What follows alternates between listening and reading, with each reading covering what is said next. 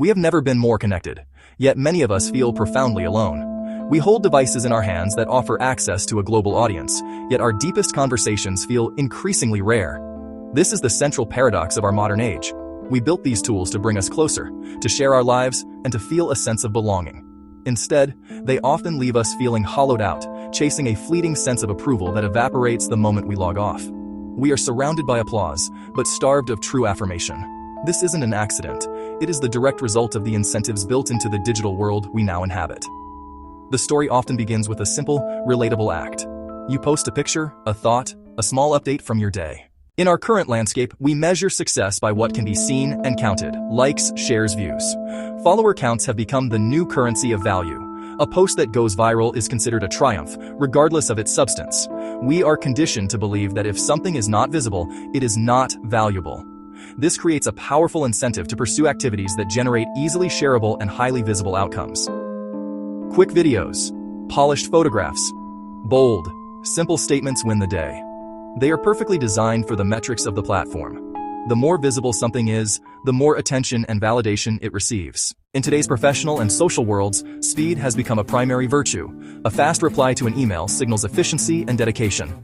A quick take on a breaking news story shows you are engaged. Platforms reward rapid-fire reactions. Twitter threads, instant messages, short-form videos. The person who pauses to reflect is often left behind. Their thoughtful response arrives after the world has moved on. The unstated norm: respond instantly or risk irrelevance. This constant pressure punishes reflection. Deep thinking takes time. It is slow and meandering, not easily rushed. It requires stepping away from the fire hose to consider a problem from multiple angles, to weigh evidence, to formulate a nuanced point of view. In a world that celebrates the hot take, patient reflection is devalued. It doesn't generate clicks or likes. It fails the attention economy metrics. We are losing the habit of slow, careful thought. The modern workplace often glorifies constant availability. The person who answers emails at 10 p.m. is seen as dedicated. The team member who is always online in the chat app is considered reliable and committed. These tools were designed to foster collaboration, but have created an expectation of perpetual access. Being always reachable is rewarded with visibility and praise. It positions you as an indispensable team player. In contrast, the person who sets firm boundaries, turns off notifications, takes time to respond, risks being seen as less engaged or uncooperative. The system trains us to believe our value is tied to accessibility. This culture of constant availability comes at a high cost. It actively punishes setting boundaries. Boundaries are essential for focused work and for mental well-being. The expectation to be always on leads to burnout, anxiety, and a decline in the quality of our work. In the public square of social media, agreeableness is a highly rewarded trait. Posts that are positive, unifying, non-controversial attract the most likes and shares. Voices that are calm, pleasant, affirming build large followings. People seek content that makes them feel good and that validates their beliefs. Algorithms learn this preference and amplify agreeable content to the top of feeds. This creates incentives. Be pleasant, avoid conflict, smooth over rough truth. The system punishes honesty, especially difficult or unpopular truths. Blunt truth can provoke anger, criticism, digital exile. Dissent often meets swift, coordinated backlash.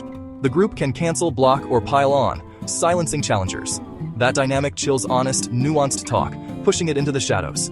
People learn to self-censor, fearing social and professional fallout.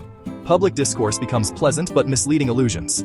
We're rewarded for getting along but lose intellectual and moral integrity. The tension between these forces, visibility and depth, speed and reflection, availability and boundaries, agreeableness and honesty, troubles us so deeply because we are caught between two worlds. Our fundamental human needs have not changed, but the environment we live in has been radically transformed.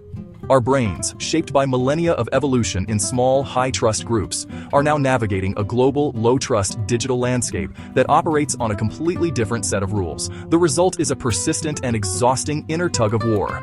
We are being pulled in directions that feel rewarding in the moment but leave us feeling empty in the long run.